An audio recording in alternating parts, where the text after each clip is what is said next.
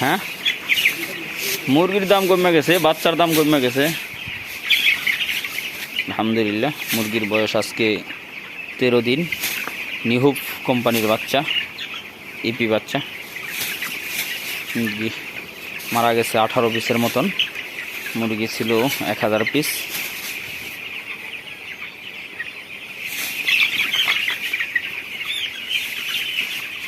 কিছু কিছু মুরগি তো 600-700-800 গ্রাম হয়ে গেছে গা।